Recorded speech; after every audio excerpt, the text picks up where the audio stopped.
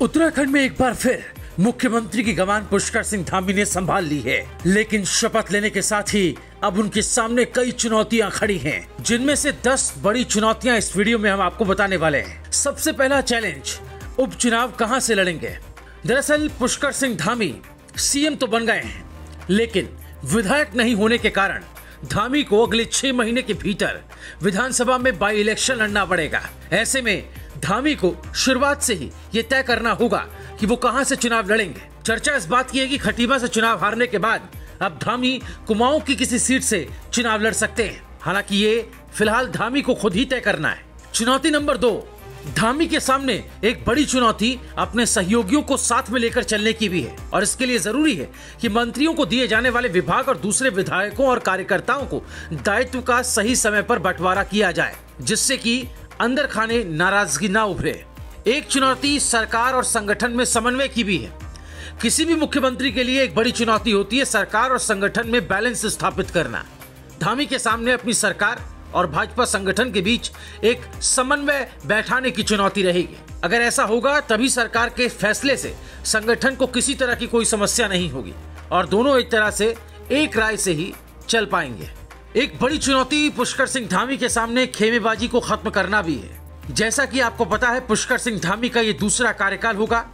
इससे पहले वो सिर्फ 6 महीने तक ही सीएम रहे, लेकिन अब लंबी पारी खेलने के लिए धामी को बीजेपी के दूसरे खेमों को खत्म करने की एक बड़ी चुनौती रहेगी। धामी के चुनाव हारने के बाद जिस तरह दूसरा खेमा एक्टिव हुआ है, उससे लग रहा है कि चुनाव हारने के बाद भी धामी को फिर से कमान मिलने से कुछ सीनियर नेता नाराजगी जता सकते हैं। तो ऐसे सभी नेताओं को पुष्कर सिंह धामी क्या साथ लेकर चल पाएंगे, ये एक बड़ी चुनौती रहेगी। कुछ मुद्दों को लेकर भी चुनौती उभर सकती है, जिनमें से एक पुरानी पेंशन बहाली पर रुख साफ करना भी है। दरअसल राजस्थान और छत्तीसगढ़ कांग्रेस शासित राज्यों में कर्मचारी को पुरानी पेंशन बहाली का फैसला ले लिया गया। उत्तराखंड में बीजेपी सरकार को अपना रुख साफ करना होगा। ऐसे में राज्य सरकार अस्तित्व में आते ही पुरानी पेंशन बहाली के मुद्दे पर कर्मचारियों को नाराज नहीं कर सकती, जो कि धामी के लिए एक बड़ी चुनौती माना जा रहा है। इसी के बाद एक दूसरा मुद्दा पुलिस ग्रेड पे का है। यह मामला लटका हुआ है। सीएम रहते धामी ने पहले पुलिस के 4600 ग्रेड पे पर सहमति जताई थी, लेकिन बाद में एक मुश्त 2 लाख रुपए देने की घोषणा कर दी, जिससे पुलिसकर्मियों के परिजन सरकार से नाराज हो गए थे। अब धामी के दूसरे कार्यकाल शुरू होते ही धरने प्रदर्शन शुरू होने वाले हैं, जिसमें पुलिसकर्मियों के परिजन भी अपना विरोध शुरू कर सकते हैं। ऐसे में इनके परिजनों को समझाना धामी के लिए आसान नहीं होगा। इन सबसे ऊपर एक बड़ी चुनौती नौकरशाही पर लगाम कसने की भी है। धामी ने अपने 6 महीने के कार्यकाल में काफी हद तक इस पर काम भी किया था। आते ही उन्होंने सबसे पहले मुख्य सचिव को बदला। अब एक बार फिर धामी को अच्छे अफसरों को अपनी टीम में शामिल करना और जिले में नई टीम तैयार करने की चुनौती है। एक बड़ी चुनौती मैनिफेस्टो में किए गए वादों को जमीन पर उतारना भी है।